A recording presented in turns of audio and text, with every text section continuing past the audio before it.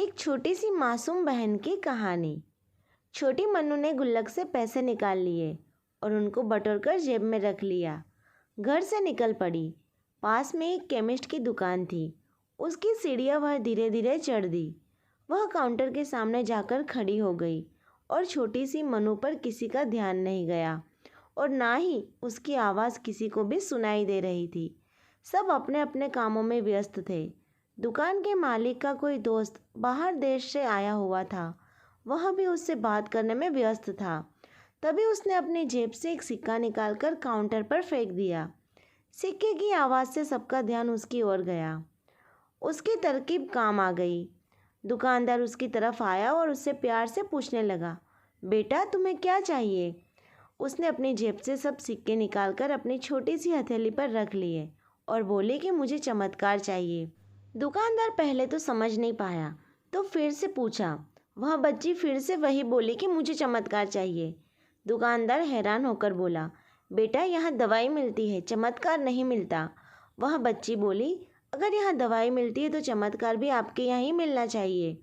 दुकानदार बोला, बेटा लेकिन आपसे यहाँ किसने कहा कि यहाँ चमत्कार मिलते हैं? अब उस बच्ची ने विस्तार से बताना शुरू किया। अपनी तोतली ज़ुबान से वह बच्ची बोली, मेरे भैया के सर में ट्यूमर हो गया है। पापा ने मम्मी को बताया कि डॉक्टर 4 लाख रुपए बता रहे थे।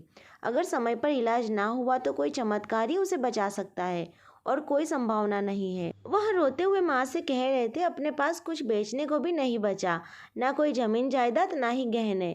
सब इलाज में पहले से ही खर्च हो गए हैं। दवा के पैसे बड़ी मुश्किल से जुटा पा रहा हूँ। वह मालिक का दोस्त उसके पास आकर बैठ गया और प्यार से पूछने लगा, अच्छा कितने पैसे लाई हो तुम चमत्कार खरीदने को? उसने अपनी मुट्ठी से सब रुपये निकालकर उसके हाथों में रख दिए। वह व्यक्ति हंसने लगा और मनु से कहने लगा कि समझो तुमने चमत्कार खरीद लिया, चलो तुम मुझे अपने भाई के पास ले चलो। वह व्यक्ति जो केमिस्ट का दोस्त था, वह अपनी छुट्टी बिताने भारत आया था और न्यूयॉर्क का एक प्रसिद्ध न्यूरो सर्जन था। उसने उस बच्चे का इलाज 21 रुपये और 50 पैसे में ही किया और वह बच्चा सही भी हो गया। आखिर ऊपर वाले ने मनु को चमत्कार बेच ही दिया। वह बच्ची बड़ी श्रद्धा से उसको खरीदने चली थी। वह उसको मिल ही गया। ईश्वर सबका पालनहार है। उनकी मदद ऐसे ही चमत्कार के रूप में मिलती है। बस आवश्यकता है तो सिर्फ सच्ची श्रद्धा की। आपको ये कहानी कैसी लगी आप हमें कमेंट करके ज़रूर बताइए और कहानी अच्छी लगी हो तो उसको लाइक भी ज़रूर कीजिए और चैनल पर नए हैं तो सब्सक्राइब करना बिल्कुल ना भूलें। कहानी सुनने के लिए आपका बहुत बहुत धन्यवाद। अब मिलते हैं नई कहानी में, तब तक के लिए बाय।